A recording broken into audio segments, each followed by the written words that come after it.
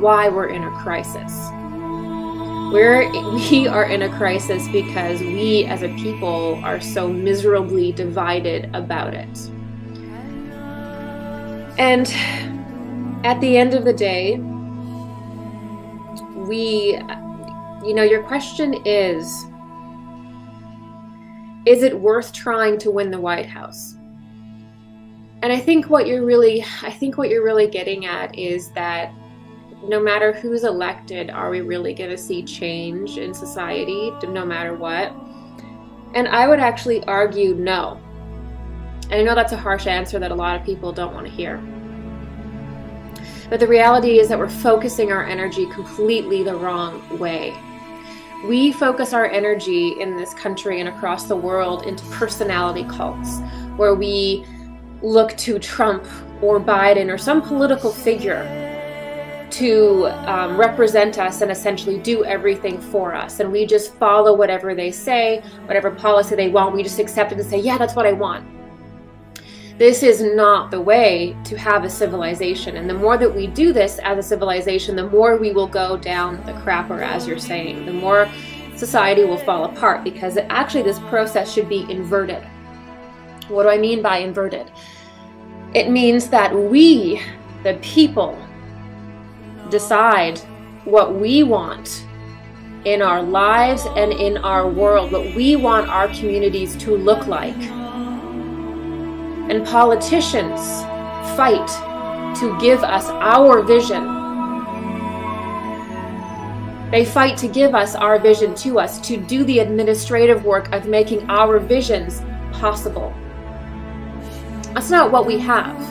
We automatically give our power away to personality cults in which we think that Trump or Biden has power. They don't. They are completely controlled by a faction. They are completely controlled. Trump is not Trump. Trump is here, and he has a complete faction behind him. It's not the faction behind Trump is not the faction that is the most powerful. It's a considerably smaller faction, and it hasn't had power for probably 50 years. But it's a nationalistic faction that sees the process of this American society as returning to a nationalist style rule, and then becoming global from there. The other faction that is on the left is the same thing. It's not just Biden, it is Biden and his faction, everybody who's in his cabinet, everybody who has funded him. Okay, it is different factions fighting with one another, in which at the top they are all funded by the same people.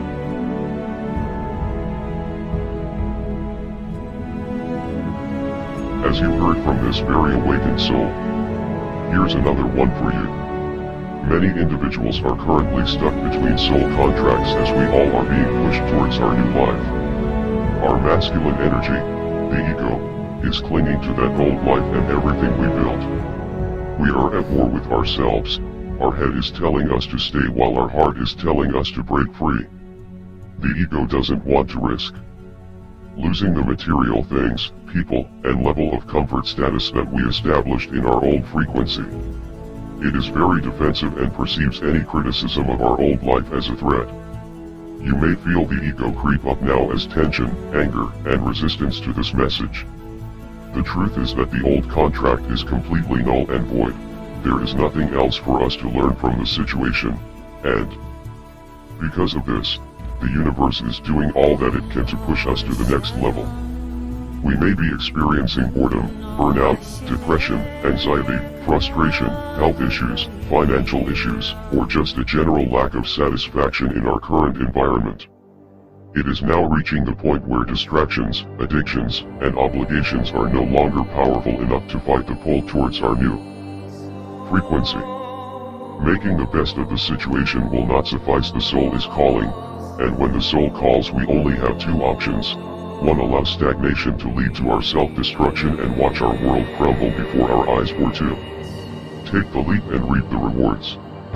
No matter what, change will come, but you have the free will to decide how you want it to all play out.